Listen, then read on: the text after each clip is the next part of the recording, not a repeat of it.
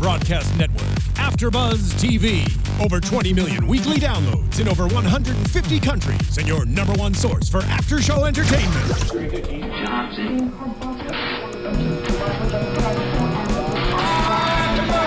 AFTERBUZZ TV, the destination for TV superfans. Producing after shows for over 300 of your favorite TV shows, interviewing celebrities and showrunners, and bringing you behind-the-scenes exclusives. All thanks to E! Entertainment's Maria Menounos, producer Kevin Undergaro, and internet leader Akamai. Now, let the buzz begin!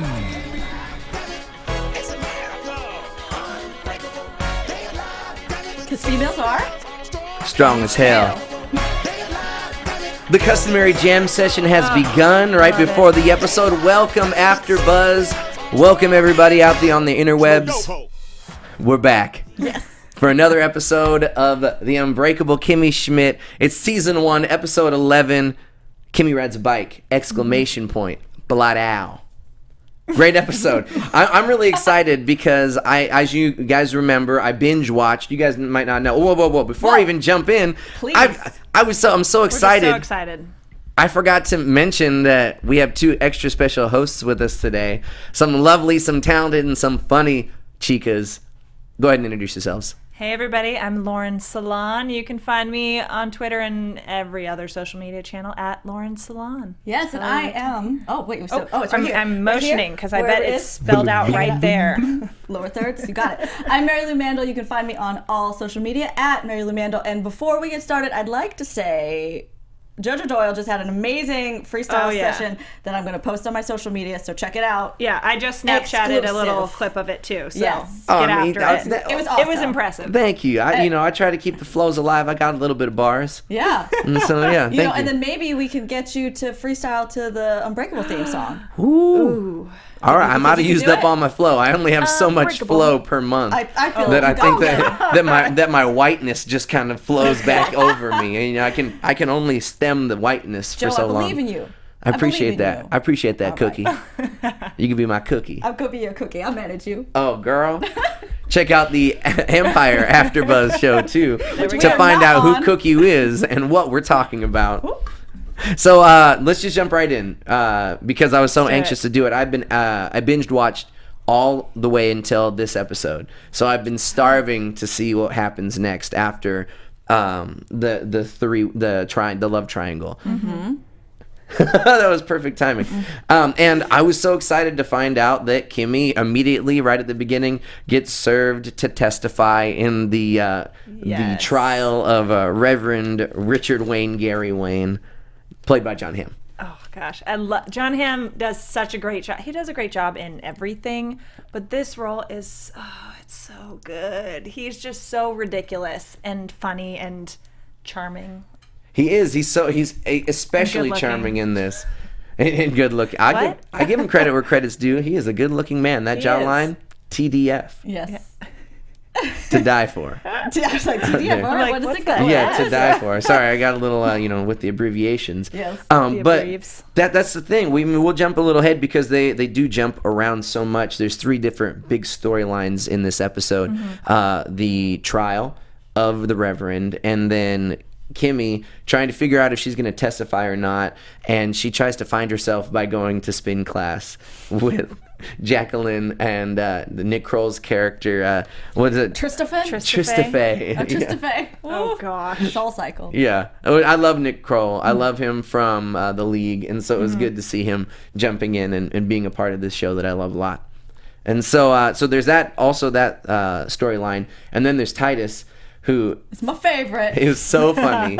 And we find out that he is obsessed with this trial and starts to follow it at the library by watching on the internet. Yeah. And I thought that this actor's his delivery of the he wants to say, I'm trying to be a supportive friend. He's like, but I'm going to go see it at the library. Yeah, no, but I'm going to go see it at the library. Like, he just can't stop it. And this character is just so authentic. Like, he cannot stop from just being himself. And not even one word. He can't even fake one word. He just says the exact same thing over and over again. I love him. Yeah. I love him. And there's like just jumping over, because I feel like that's kind of like the smallest of the two. So let's jump into that before we jump into the big two main meat and potatoes of the episode. All along the trial, we start to kind of see him. Well, the first thing is he makes his dig on Florida, which I thought was hilarious. Yeah. Are you any of you from Florida? No. Oh, okay. And when he said, I was like, yes, because sometimes Florida, please. Sometimes Florida is a little out of control. Like, honestly, Florida, get it together. And he kept on scrolling through all the trials trying to find the link to it. And there was like 8 of these same trials from Florida. And so I thought that's why I like this show too. And Tina Fey's always so good with making social commentary along with her comedy. And so I thought that was interesting to kind of throw that in there. Yeah, and this is the first episode we get Tina Fey. Yeah. Yes. Which was fabulous. Oh my gosh, Marsha. Yep. And she, now I don't know if you guys were around for that. I'm a little bit older, but were you guys around for the OJ trial? I mean, alive? Yes. Yeah, I mean, like, did you guys remember it happening and all that? I mean, totally. what are you talking about? Watching the Bronco on TV. Okay, well, no, I'm just because I mean, I don't know, like, it's just I think that like a lot of young people, there's the exact lawyers. Right. Yeah. After there was an OJ that I said something about, and like the other people in the panel, what are you talking about? And I was like, oh gosh, yeah. we're so. So I just wanted to preface myself, myself too much, but I'm glad. Hey, we're right there with you, old man. Oh. Hey, I'm not old.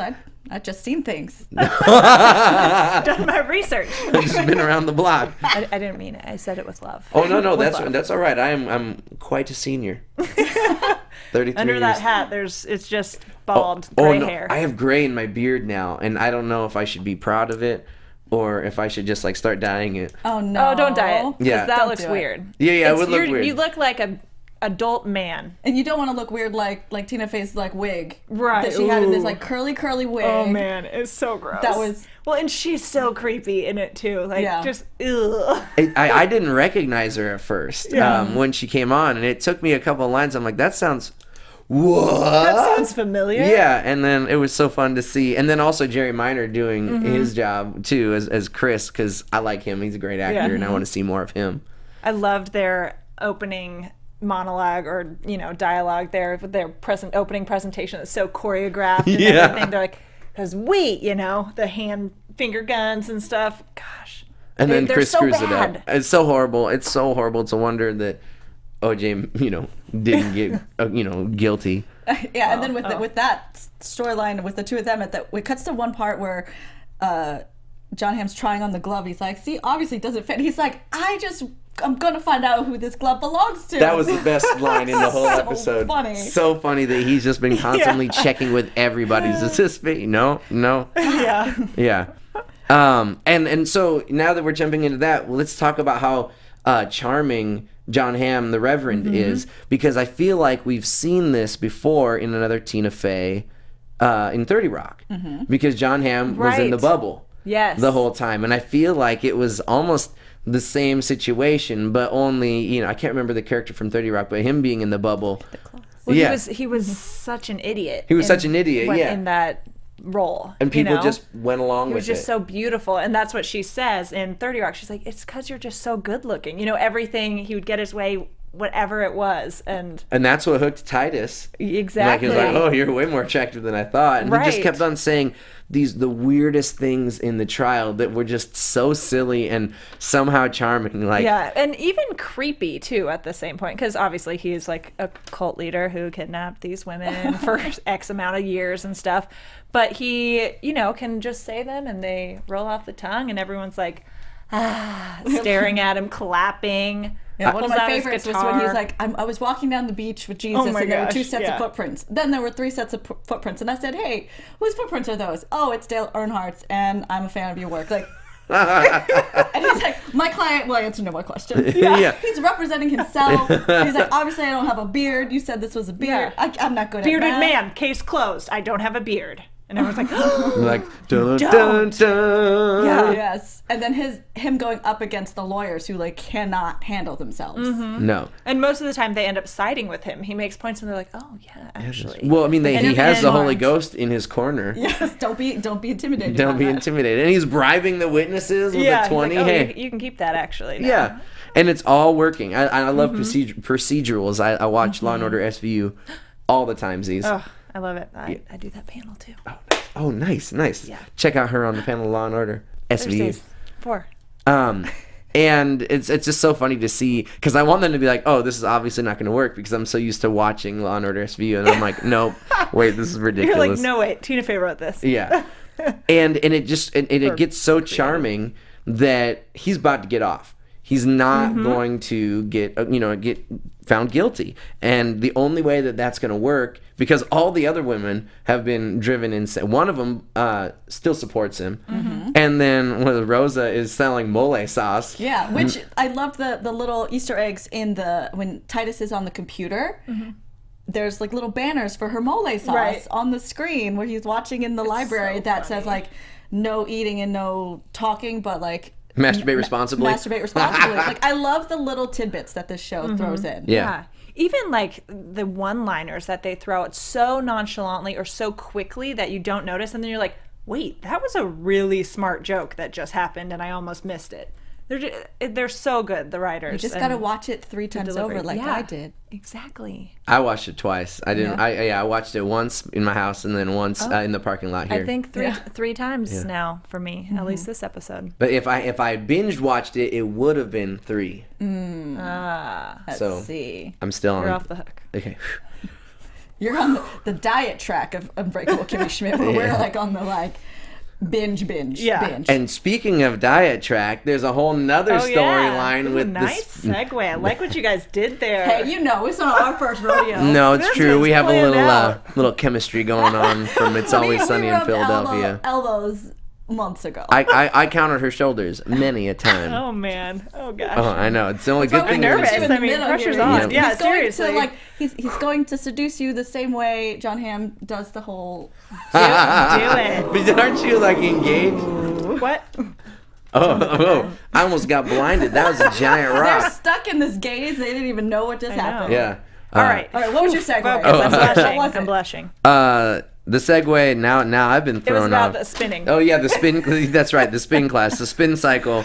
Follow spirit cycle is what it's Yes. called. Oh yes. And follow your bliss. Oh, because Soul Cycle is real, isn't it? Soul Cycle is real. But Spirit Cycle. But is what- Spirit Spirit Cycles Cycle's was on making TV, fun of. which, Yeah. it's like an exact rip-off of that, pretty much. Yeah, and Kimmy goes to kind of not think about this impending trial and goes with Jacqueline, and it turns out Nick Kroll, who's what you already talked about, is the spin master. Is that what they call him? I've never been to a spin class, I think obviously. sometimes they do. Okay, the spin master, really? Instructor is more normal term, but I think I may have heard spin master before sometimes. Not in any class, but like on their social media or Oh, something. okay. That's the thing. They get super Maybe it's like a joke. like ethereal. Like maybe it's a spin sensei. Let's call him the spin The sensei. spin sensei. And she starts moving up in the class, and it's because that it's a cult, and she's so pre-wired to fit in a cult well that she just starts passing Jacqueline, and Jacqueline gets super pissed. Yeah. And she throws tantrums left and right and starts getting pissed off. I love everything that had to do with ponytails. Yes. Was hilarious. But this is the first we've seen Kimmy like kind of step up against her. Against Jacqueline, yeah. Yeah. But it's because she's like cultified and she's like, Right. you're speaking against a first rower. Yeah, she's drink my falling right into that juice, mindset and stuff. Yeah, drink my I sweat. can feel your power. Yeah. Ooh. Like it was, I have a couple of friends that got into yoga like that. Oh. And like all of a sudden Core power. Yeah, they're like, oh yeah, Core power hot yoga. go to the mountains and I'm going to like do some like savanya or yavasana or whatever like poses in front of like every single outdoors setting everywhere. Like, because they think that's what like their sensei is supposed to No, do. they're just doing it for the Insta. Oh, is Let's it really? be real. Yeah. Oh, okay. If 'cause- they're doing it like on some mountaintop, they're doing it to take a cool picture of it. I'm Oh. sure. And 'cause- I'm the cautionary tale for yoga because that is how I dislocated my kneecap. oh, are no. you for real? For real. That's in a right. yoga class. I love yoga. Watch yourself, girl. Seriously, I have bad knees too. Oh my gosh. I have bad knees, and I loved yoga. I signed up for yoga with a girl I was dating with at the time. Oh, hey. Yeah. 11 classes for $11. Yeah. Cheap and fun. Well, I've never done any that seemed culty like in the show here. Like I've never. No, not like that. Like I feel like that was like. No, I haven't either. But I think that both Soul Cycle and Core Power can get that like mindset where they're like so cool and exclusive and Elitist. stuff like that. Yeah, very elitist. Which I actually haven't been to Soul Cycle before, but I've been to similar spin classes and been to Core Power quite a bit. I don't feel like that. You know, everyone's always really welcoming, so I don't know. But it definitely. People who go to those classes sometimes get a little chip on their shoulder. Well, how would you feel if the teacher came up and he's like, I like my people to wear ponytails because then I imagine them as ponies. I would think that was a really good joke. I gotta admit that first class, the instructor, she said, "Wow, it's your first time here," and I'm like, "Yeah." And she goes, "Wow, you have very open hips." Ooh, she was asking you out. I don't know what was she, because I felt like I was the king of the castle. Oh, you're like, and yeah, I was do. like, whatever you want me to do, I'll will show do. you open hips. What? Oh, Just that's what I kidding. thought too. This is. Sorry, I'll tone it down. No, don't. No, don't. I do it to you. That's how we start. That's how we start. He's got you. He's got you. I in his know. whip. Yep, I really flirting, wanted you now to I'm do just talking dirty. I was hoping you did a spit take.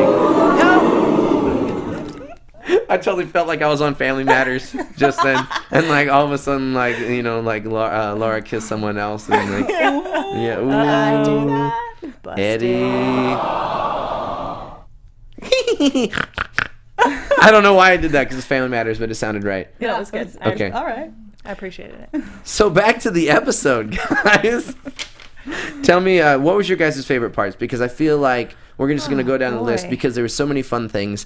And I feel like I want to do a 20-minute after show of just reading off funny lines. Yeah. And I can't because that would not be fun at all. And so we're just going to talk about your favorite parts, you know, our favorite little like gags or, you know, moments in the episode. Why don't you start us off? Yeah. Okay, so I loved everything with Titus. Like I said already, with him like not being able to stop what he was really thinking. Right. Like just so honest, and he also wants to be her friend. So like in that scene, the second scene where he like decides he's gonna go with her, and he's like, I'm gonna go with you so I don't have to have commercials.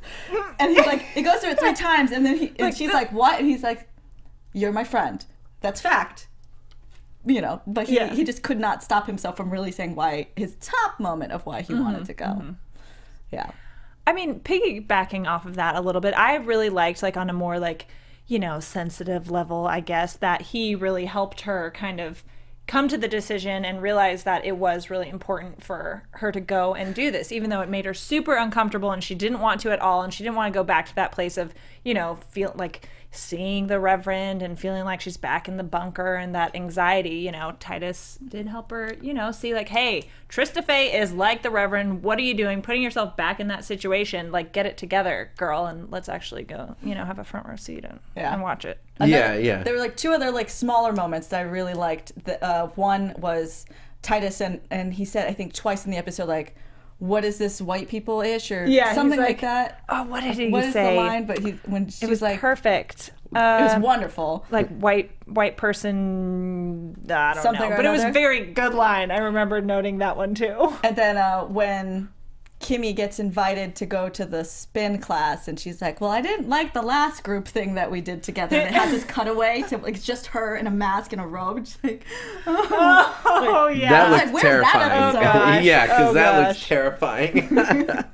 Well, I mean, and that's a great way to bring us back to like what happens at the end of the episode is once Titus has that talk with Kimmy and says Trista Fay is this cult leader, she decides to stand up against him. And I feel like if she didn't stand up against him, you know, she wouldn't have the courage. Yeah, it was her practice round to then go stand up against the Reverend. Yeah. And I think it was a great moment, and we find out that Nick Kroll is like this just disgusting So gross. slob of a man with IBS, which is a toupee. serious thing, but hilarious in this episode. But yeah. I don't heard that. Sorry. I just didn't want anyone with IBS like going. Oh yeah, going it's a up real to Twitter. well, and even like on the bigger picture, obviously cults really do happen. People are taken hostage and like kept in dungeons for years on end. So like the show deals with a very real thing, and they do such a good job of not kind of downplaying the seriousness of that, I think, and yet still managing to make it so hilarious. Yeah, because they all the mole women are like seriously emotionally and like psychologically damaged, right? And they're trying to deal with assimilating into the world, but like they deal with it in a light, or not even light. It's serious, but sensitive. That's they're not making fun of it. Yeah. But yeah, it's just so smart. It's so smartly written. Yeah. I also loved. I mean, and I think everyone loved having Tina Fey come on. We needed she's so good. Yeah. So she co-created it, and so having her come on to give a little Tina Fey sass, and she was so awkward. Every line though, it was just so uncomfortable, but so good. And John Hamm, he's like I said, he's great, and he was so funny. And we get more of them because Kimmy's going to the trial, which is a great segue to talk about predictions. Oh, like stuff. Delayed. And now, your AfterBuzz TV predictions. So I feel like, Joe, you need to go first because I already know you what haven't happens. seen further. We actually know what happens. I'm in the dark. Right now. I think. Well, I mean, obviously she goes, and I think that I think John Hamm gets away.